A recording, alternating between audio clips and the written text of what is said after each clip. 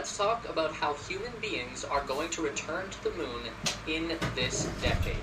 The Artemis program is spearheaded almost entirely by NASA, with a few partner space agencies and private companies helping out along the way, chief among them all being SpaceX, who are tasked with delivering the Lunar Starship vehicle that will actually allow astronauts to touch down on the moon's surface for the first time in over 50 years.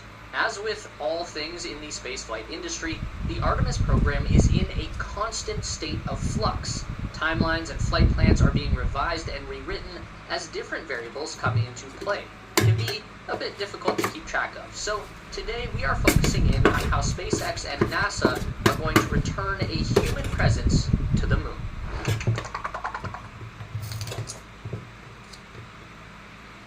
Even though SpaceX is essentially just functioning as a NASA subcontractor in the grand scheme of the Artemis program, they are also responsible for delivering the biggest, most powerful, and arguably most important part of the entire moon landing mission, the Lunar Starship. The human landing system is a giant missing piece in the NASA equation. They have the SLS launcher to provide the muscle to lunar orbit, and they have the Orion spacecraft that can support the crew of 4 on a trip around the moon and bring them back home again safely. But they don't have any vehicle in their lineup that can ferry the crew down from Orion to the surface and send them back up again. So they outsourced that job to the private sector. Back in the olden days of the Apollo program, NASA was able to fit a small lunar lander into the same rocket that launched their command module. The landing craft was stashed away in the cargo fairing of the Saturn V just below the service module. Once the upper stage of the rocket was coasting in orbit, the service module and capsule would... Let's talk about how human beings are going to return to the moon in this decade. The Artemis program is spearheaded almost entirely by NASA, with a few partner space agencies and private companies helping out along the way, chief among them all being SpaceX, who are tasked with delivering the Lunar Starship vehicle that will actually allow astronauts to touch down on the moon's surface for the first time in over 50 years. As with all things in the spaceflight industry, the Artemis program is in a constant state of flux. Timelines and flight plans are being revised and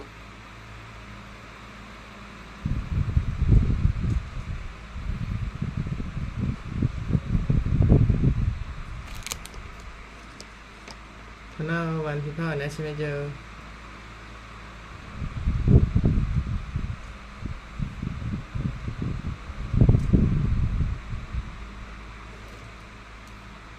คุณจินดาสวัสดีครับสินส่งโชติสวัสดีครับ Hello, nice to meet you.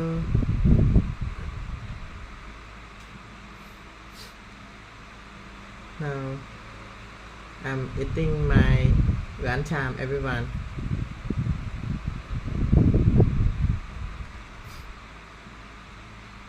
And learn about space. Rewritten as different variables come into play. It can be a bit difficult to keep track of. So today we are focusing in on how SpaceX and NASA are going to return a human presence to the moon. Okay. Even though SpaceX is essentially just functioning as a NASA subcontractor in the grand scheme of the Artemis program, they are also responsible for delivering the biggest, most powerful, and arguably most important part of the entire moon landing mission, the Lunar Starship. The human landing system is a giant missing piece in the NASA equation. They have the SLS launcher to provide the muscle to lunar orbit, and they have the Orion spacecraft that can support the crew of 4 on a trip around the moon and bring them back home again safely. But they don't have any vehicle in their lineup that can ferry the crew down from Orion to the surface and send them back up again. So they outsourced that job to the private sector. Back in the olden days of the Apollo program, NASA was able to fit a small lunar lander into the same rocket that launched their command module. The landing craft was stashed away in the cargo fairing of the Saturn V just below the service module.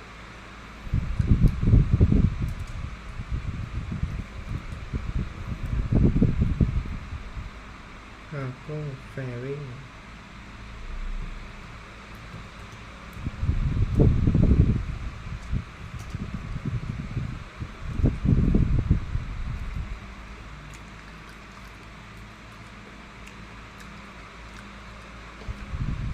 Today I eat banana and raspberry with veggie, egg and fried color of bean, chicken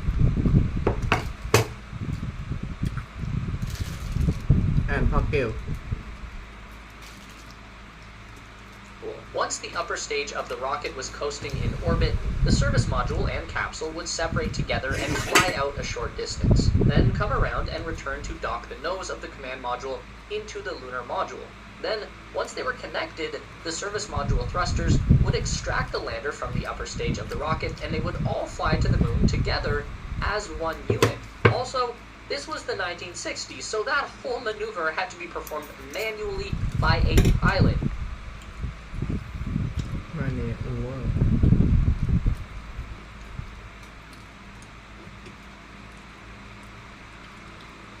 No automation available. Logistically, that whole system just doesn't work for the modern Artemis program. For one, the SLS doesn't offer the same lift capability as the old Saturn V. The Apollo-era rocket could deliver 43 metric tons to the moon, while SLS maxes out at 27 tons, which is enough to send the Orion capsule and service module, but not much more. So, SLS has more thrust at liftoff than Saturn V, but a lower weight capacity. You might be wondering, what's the deal with that? Put simply, rocket equations are a nightmare. We're going to come back to this in a minute, so just keep that in mind. But even if there was more power available, NASA doesn't want to just get by anymore with a flimsy little stowaway moon lander.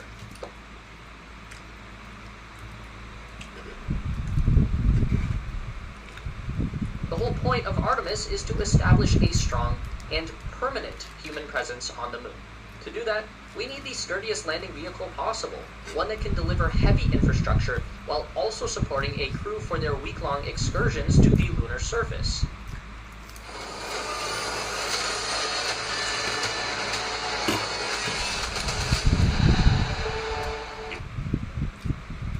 This is where the Artemis program becomes a tale of two gigantic rockets. SpaceX was awarded the first human landing system contract by NASA because their vehicle was by far the biggest and most powerful option. It may not have been the most practical, but at the same time, SpaceX had already been making good progress on launch hardware like the Raptor engine and had a very solid track record of success with Falcon 9 and Falcon Heavy. So, NASA took Elon Musk at his word that his people would get it figured out by 2025. And they've been doing a pretty good job at that so far. Starship flew for the first time in April 2023, and then it exploded, which was not ideal, but that's not the end of the world either. SpaceX can chalk that up as a learning experience, and will make an even better attempt sometime later this summer, maybe as early as June. The lunar Starship that is going to fly to the moon will be pretty similar to the designs that we've seen so far being tested at Boca Chica, but with a few key differences. The most significant being that the lunar Starship will never re-enter Earth's atmosphere, so it won't require the black heat shield or the big aero flaps at the nose and tail of the upper stage.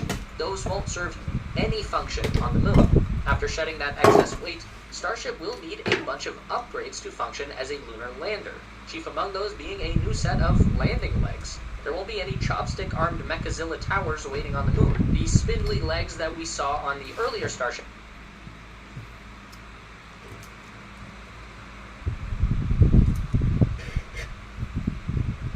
prototypes won't do either. The lunar Starship needs a wide, stable footprint to land on, something more similar to a Falcon 9 booster. And the ship will also require landing thrusters as well. We've seen these in a few renderings mounted on the side of the vehicle. These are going to be necessary to steer the ship on its descent to the lunar surface.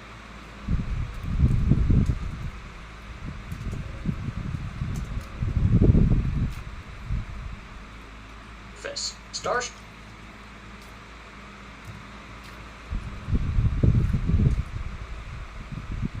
designed to land on Earth and Mars use aero flaps to steer, but there's no air on the moon, so that doesn't work.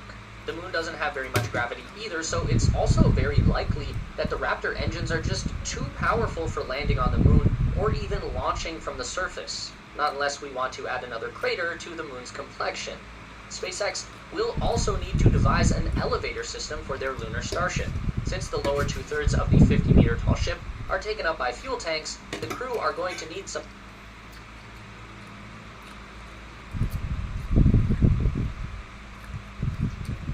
help to travel the 30-odd meters that separate them from the ground.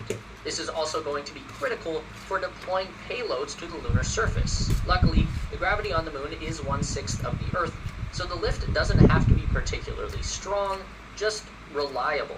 Above the cargo hold will need to be a crew quarters. That should be no problem considering the gigantic 9-meter wide empty space left at the top of the ship.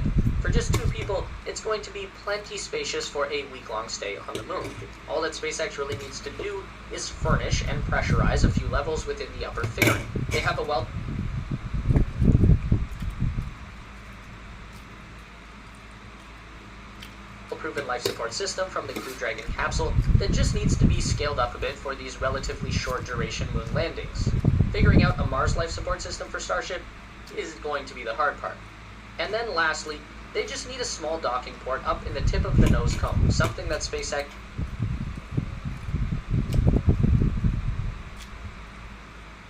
can also just lift from the Dragon capsule.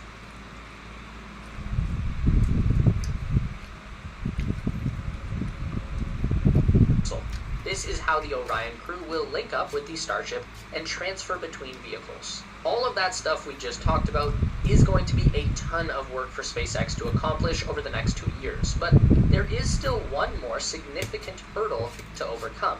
Remember, we were talking earlier about the rocket equation.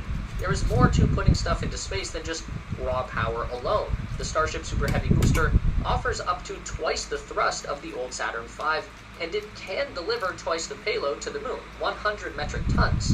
And that payload also comes wrapped up inside a gigantic 9-meter wide by 50-meter tall stainless steel spaceship. But there is one major caveat here. On its own, using only the few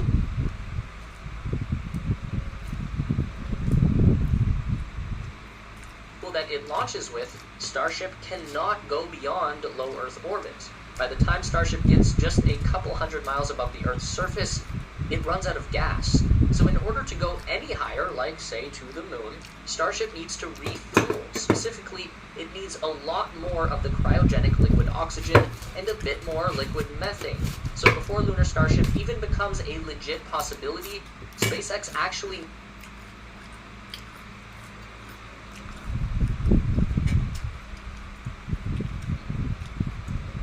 needs to first perfect the tanker Starship. The tanker variant is going to be a totally stripped down upper stage vehicle. No wings, no heat shield, no legs, no cargo fairing, just fuel tanks from top to bottom. But even with the extra large tanks, the ship will need to burn most of its own fuel just to reach orbit. That means that a reusable filler ship will have to go up and dock with the tanker to add more oxygen and methane to the reservoir. But again, even carrying nothing but fuel, the ship still has to burn most of it just to reach orbit. So it's going to require multiple docking maneuvers just to fill one tanker ship with enough propellant to then refill the Lunar Starship with enough to get it to the moon. That's going to get really expensive really fast, unless SpaceX can master the fully reusable upper stage ship. Elon Musk has said it can be as little as 4 tanker trips. Others have claimed as many as 16 launches will be required to fill one Lunar Starship. And before the Lunar Starship can be verified for human spaceflight, SpaceX will need to perform one uncrewed demonstration landing on the moon prior to Artemis 3. This puts a lot of pressure on SpaceX to deliver not just one functional Starship that can make it into orbit and come back down again in one piece, but they have to make a lot of them, and they don't have a whole lot of time left to do it. Meanwhile, over at NASA, they have already flown one uncrewed Artemis mission with the SLS,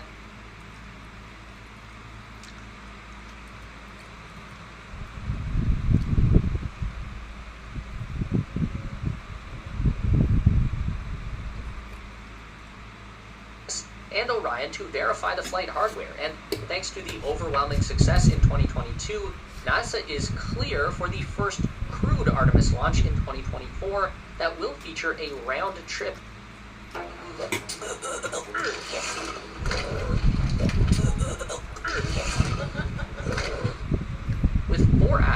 astronauts in the Orion spacecraft. They'll circle the moon and then return home for a splashdown.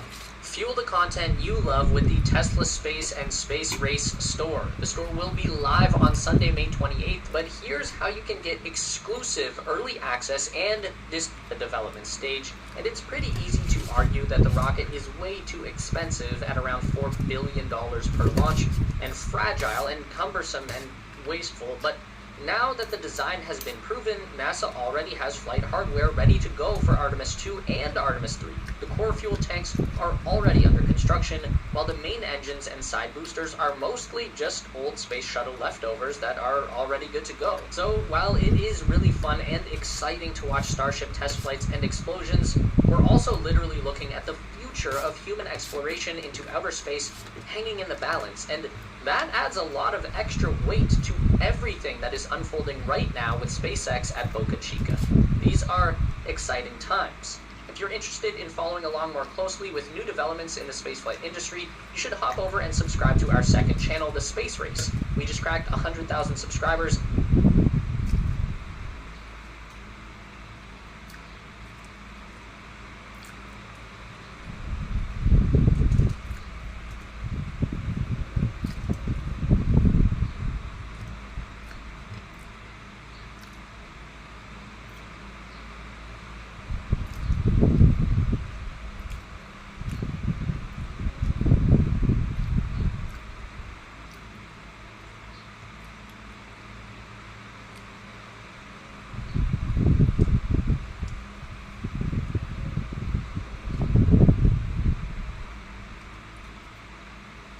We are working on some really interesting new content for that channel that we are really proud of. So check it out, link down below in the description. Don't forget to give this video a thumbs up today if you liked it. That is so important for getting our content out to more people.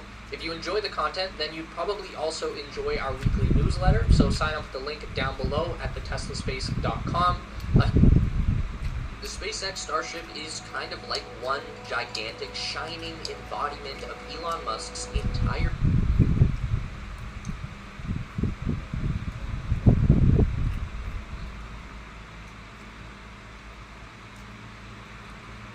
vision for the future of SpaceX. One rocket to rule them all. Starship is the means to reaching Elon's ultimate goal of establishing a self-sustaining human colony on the planet Mars. Everything that SpaceX has done up until this point has been a build-up to Starship. And now that it's finally arrived, Starship will be at the heart of everything that SpaceX will be doing moving forward. Developing a spacecraft on this scale has been an epic task, and we've seen a lot of design iterations come and go over the years that finally rendered out the Starship that we know today.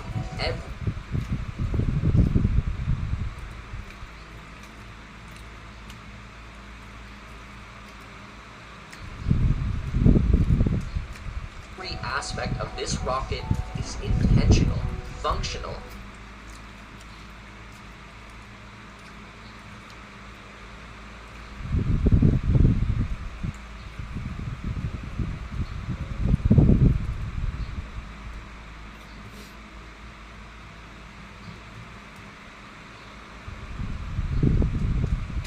has its own reason for being developed the way that it was.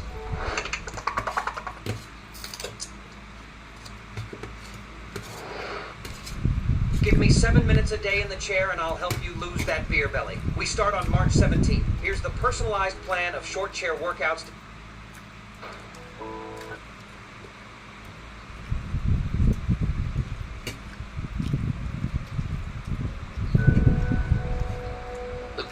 Landing on Mars was the first and only thing that Elon Musk had on his mind when he originally founded the company SpaceX.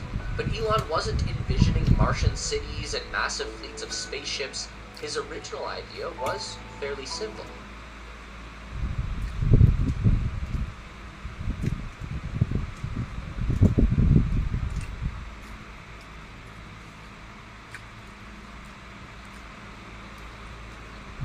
Elon thought that it would be really cool to land a greenhouse full of seeds on Mars that would transmit back images as the plants grew amid the backdrop of a red desert wasteland. And by showing the world this vision of sustaining life on a lifeless alien planet, something never seen before, maybe people would be inspired about the potential of human space exploration again. The Mars Oasis was more about philanthropy than science and technology. Elon wasn't thinking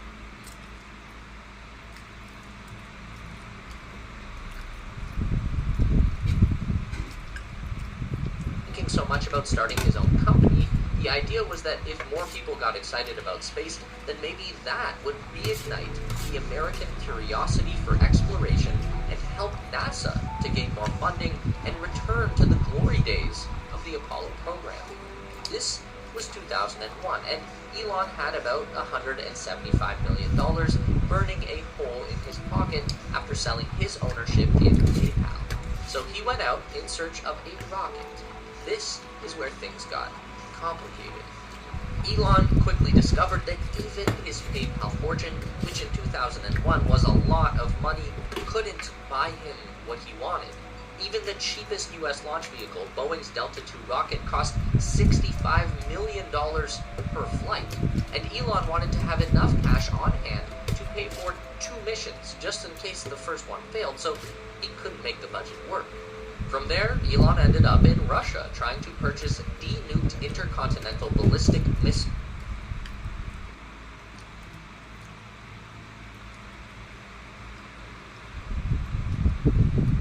But Intercontinental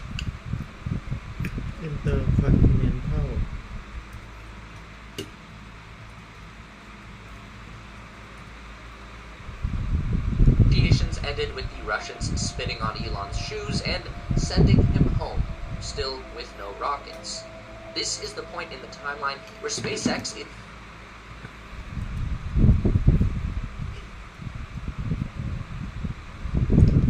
is really born. Elon realized he was wrong. It wasn't that people had lost interest in space exploration, it was that the practice had become too difficult and just way too damn expensive. In a 2014 interview with the Khan Academy, Elon said, "I thought there wasn't enough will, but there actually was plenty of will if people thought there was a way. So then I decided, okay, well, I need to work on the way." Let's fast forward through the first decade of SpaceX history to the real birth of the Starship. In 2016, Elon unveiled to the world his solution to the problem he had discovered so many years before. A way for people to finally explore outer space. The Interplanetary Transport System. Looks pretty familiar, right? This is where you've got to give credit to the SpaceX engineers. They came pretty close to nailing it the first time around. The standout feature of the ITS was its incredible size and power. At 122 meters in height and an epic 12 meters in diameter, this flying skyscraper made of carbon fiber would lift off with the power of 42 methane-burning Raptor engines, making a total of 13,000 metric tons of thrust and accelerating the giant rocket to 7 times. ตัวความมาตอนไหนนะกินข้าวแบบพี่กินข้าวอ่านแชทหน่อยบีเดลสวัสดีครับอ่านแชทหน่อยบีเดลสวัสดีครับเกตสวัสดีครับโมเดลสวัสดีครับพี่เชียร์โมเดลมาแล้วโอเคสวัสดีครับทุกคนยินดีต้อนรับครับโอ้ไม่ได้เจอกันตั้งนาน times the speed of sound as it left Earth's atmosphere. After separation, the upper stage spaceship would use 9 Raptor engines, 6 vacuum optimized, and 3 sea level to achieve low Earth orbit with a total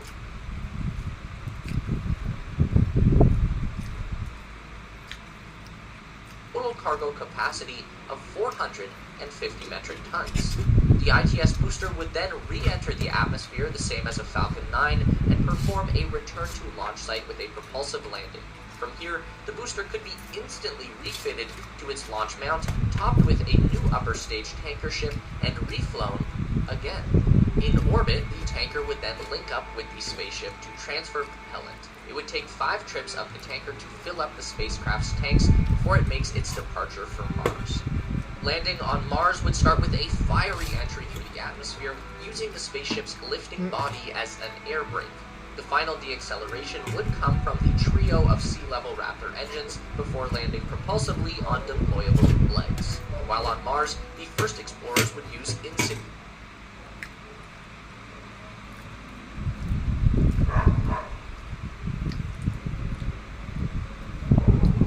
resources to manufacture new methane fuel and oxygen for their own return trip, pulling carbon dioxide from the Martian atmosphere and extracting water from below the surface. And then they simply blast off from Mars and return home.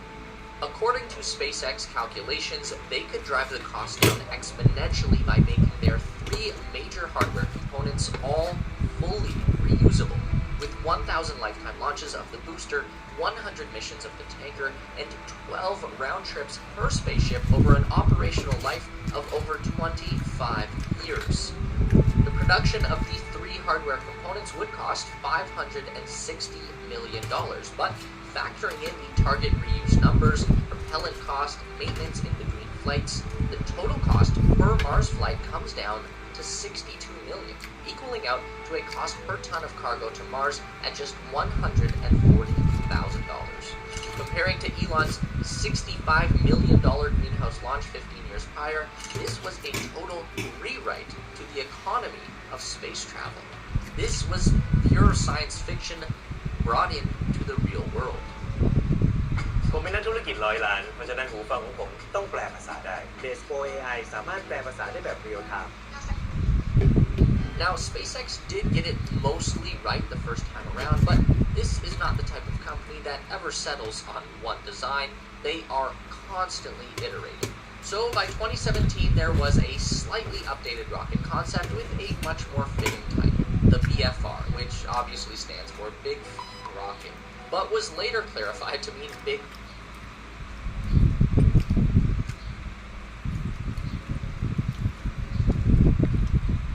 Falcon rocket, as in a bigger version of the existing Falcon 9 booster. Anyway, in this redesign, the rocket actually shrank a bit and lost some power, now down to a mere 9 meters wide, 106 meters tall, and sporting just 31 Raptor engines. The upper spaceship also had a lower engine count, down to 6 Raptors, providing a much reduced payload capacity of 150 metric tons to low Earth orbit. This is much closer to Starship's present-day form. But why did Elon feel the need to scale down his giant Mars rocket? Basically, SpaceX identified that there was not enough money to fund a dedicated interplanetary transport ship. It was a super cool idea, it was just lacking in practicality. So, by downsizing the launch system just a bit, SpaceX theorized that they could use this BFR to do everything that the company needed to do, from satellite launches to International Space Station resupply flights to crewed missions landing on the Moon and Mars, and by doing so, SpaceX would consolidate all of the resources that are used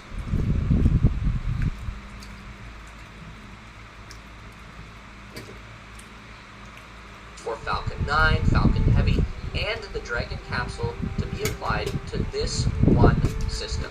And this would be greatly helped out by the fact that Falcon 9 became so incredibly reliably usable to the point where they hardly even need to build new Falcon boosters anymore.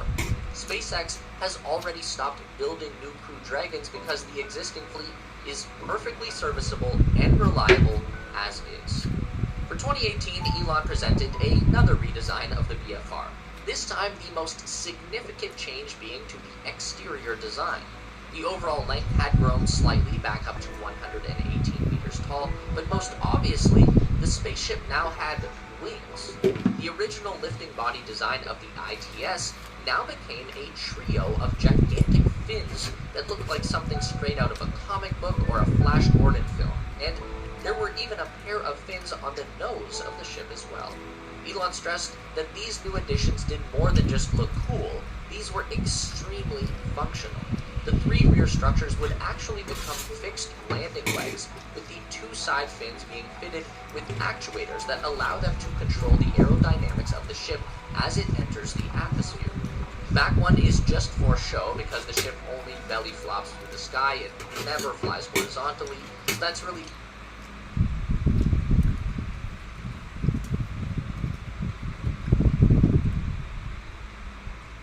just a landing leg dressed up as a fin for symmetry. The two small front fins are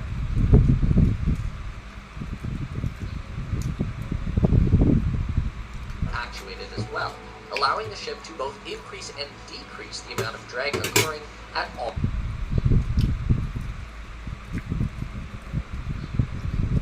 four corners. This way the ship can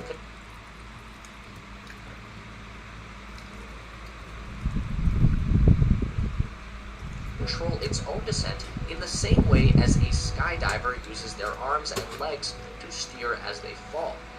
Now, let's fast forward from there to Elon's 2022 presentation, because this was the first update to feature a real, functional, gigantic rocket live and in person. No renderings this time around. SpaceX had actually built this thing. The change in the name from BFR to Starship was twofold. One, the joke was the F word wasn't exactly appropriate for a legitimate spacecraft that was supposed to fly US astronauts to the moon. And two, just calling this a big falcon was actually a colossal understatement. This was something entirely different. Some obvious changes had been made from the sci-fi cartoon images of the second BFR to the real-life Starship and Super Heavy booster prototype. Obviously, the triple fin design had been sacrificed in favor of 4 low-profile aero flaps, 2 at the base of the ship and 2 at the nose. By this point, Elon had committed to a new idea for the launch tower that would add 2 large arm mechanisms that would work like chopsticks to catch both stages of the rocket on their return. So any ship that was only going to Earth orbit and back would not require landing legs at all, meaning that the third fin was no longer a necessary component. It was also apparent just how much more shiny the real-life Starship was in comparison to its previous concept designs. Originally, SpaceX had intended to make the ITS and BFR from a carbon composite material in order to achieve the lowest possible dry mass for the rocket, but they quickly found that there were more negatives than positives for the lightweight material. It was very expensive, nearly impossible to manufacture on the size and scale that Starship demanded, and carbon fiber. I have to finish writing this paper. I'm swamped. Just get Grammarly. It's free. Can it help with what I wrote last? Is very sensitive to heat, which would require a much more robust heat shield for protection on re-entry. By making Starship from solid rings of welded stainless steel, SpaceX got a rocket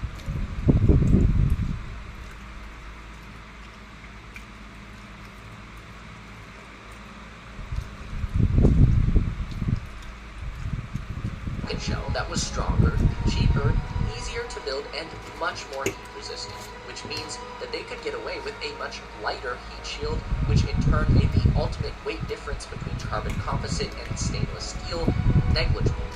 And it was in this iteration that Elon's gigantic rocket finally lifted off from the Earth and flew. It may not have reached space on the first attempt, but it did put on one hell of a show. To think that it took only about 7 years to go from an outrageous science fiction fantasy to the largest and most powerful flying machine ever tested, that to the largest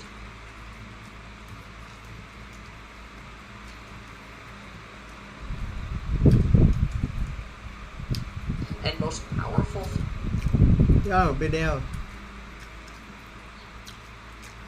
flying machine ever tested. That's an accomplishment that SpaceX is due a lot of credit for. So what was the real reason that brought them here? It's a threefold answer. Thing number one, Elon wanted to make it possible for humans to become multiplanetary.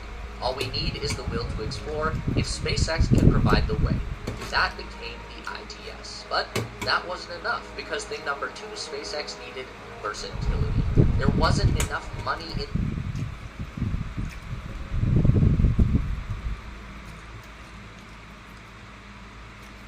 the world to justify a dedicated Earth to Mars transport ship. But if SpaceX put all of their eggs in one basket and made the ultimate ultimate multitasker, the one rocket that ruled them all, then money would be no obstacle. That became the BFR.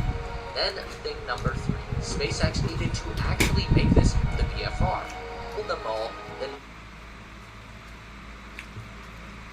money would be no obstacle. That became the BFR.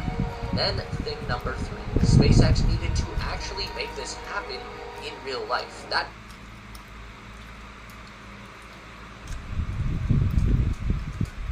meant it needed to become deeply practical and affordable and simple to manufacture. And this became the Starship. And SpaceX is nowhere near done with this rocket. The Starship is in a constant state of development right now, and more than likely, that's the way that it's always going to be. That's the cool thing about the future. There's always an opportunity to make it better. Don't forget to give this video a thumbs up today if you liked it. That is so important for getting our content out to more people. If you enjoy the content, then you'd probably also enjoy our weekly newsletter, so sign up with the link down below. โอเค everyone บ๊ายบายเจอกัน